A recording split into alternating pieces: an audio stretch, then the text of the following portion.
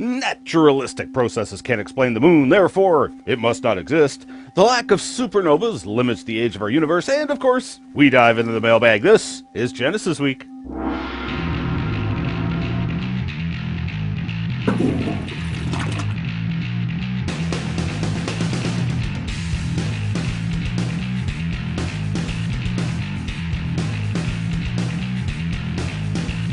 Welcome to this episode of Genesis Week, the weekly program of creationary commentary on news, views, and events pertaining to the Origins controversy, made possible by the supporters of Core Ottawa, citizens for Origins research and education, and exclusive right here on YouTube.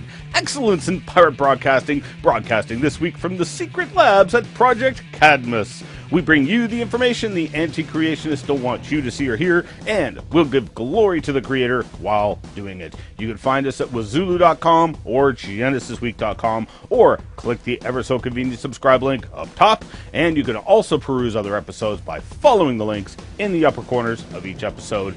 I'm your host, Ian Juby.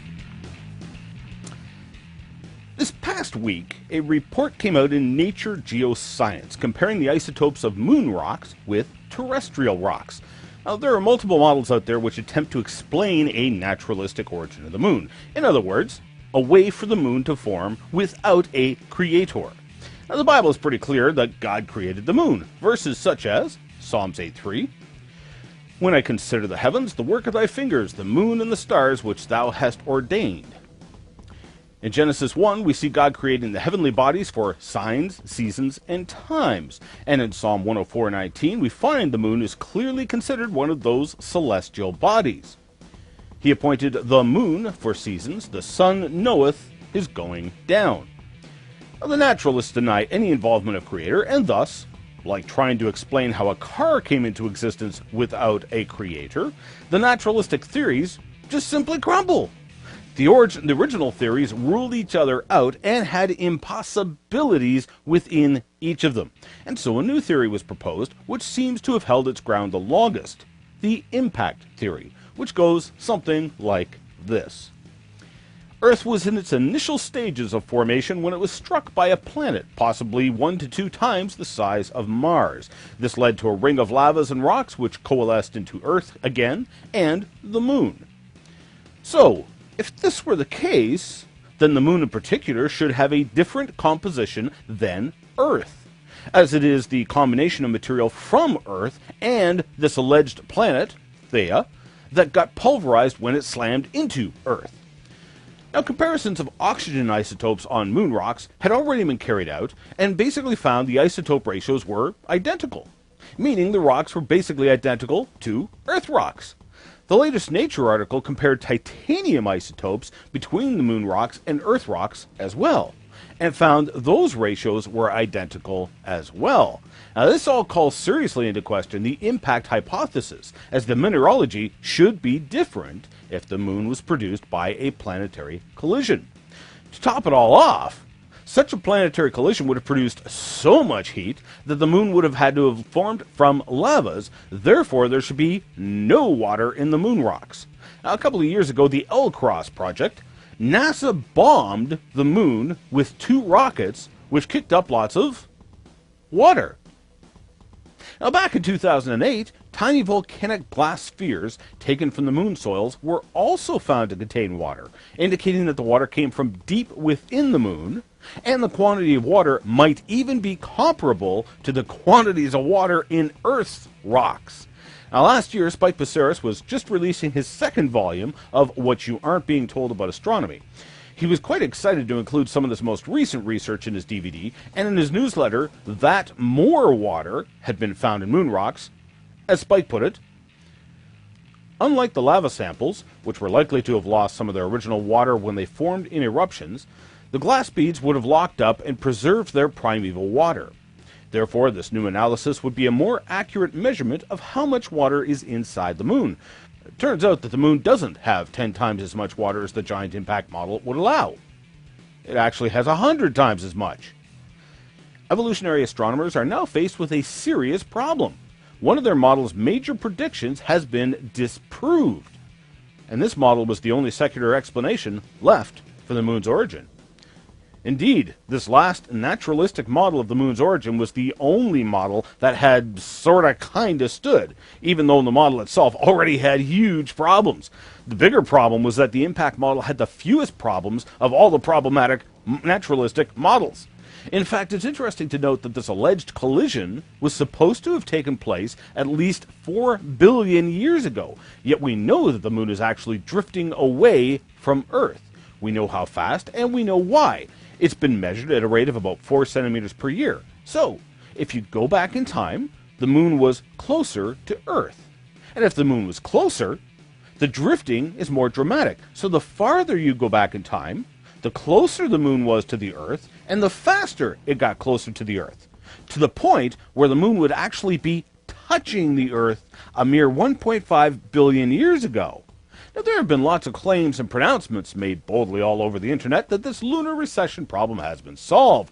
But a look at the actual evidence shows that this problem most certainly has not been solved. All of the naturalistic models of the moon's origins collapse under the scientific evidence. Such fatal problems have led people like lunar scientist James Shapiro to quip, "The best explanation was observational error. The moon does not exist." So I'm going to make a prediction. All of the profound evidence that the moon has no evolutionary origin will be swept under the rug and poo-pooed because the obvious explanation, that the moon was created, is simply not acceptable to too many people. Not because of the evidence, but rather in spite of the evidence.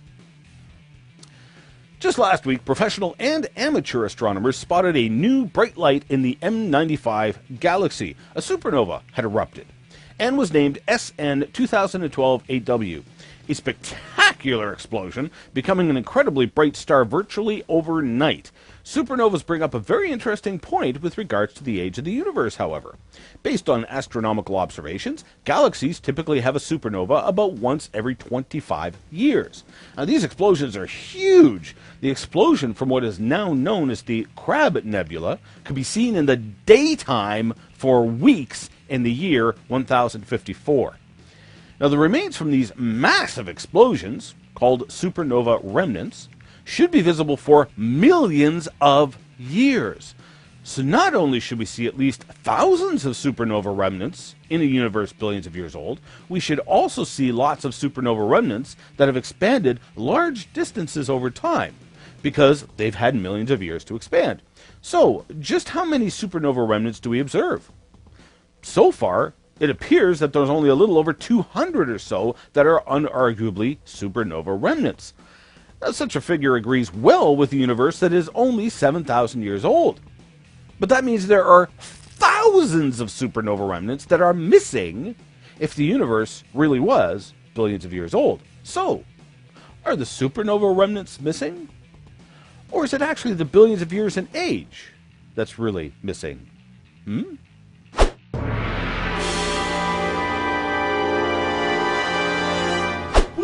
Mail for me?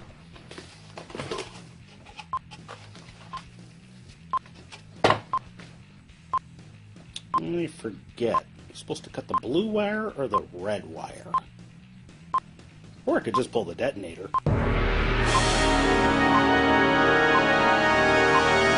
Hundreds of comments again last week, especially from those arguing for animals which eat meat today, or insects, such as what Looking for Dagoba mentioned. So what about spiders that make webs?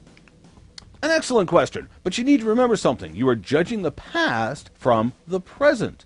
A spider's web is useful for more than just catching insects. When we look in the fossil record, we see giant life forms and extinction of a lot of plants, of which we really do not know what all was lost in the past.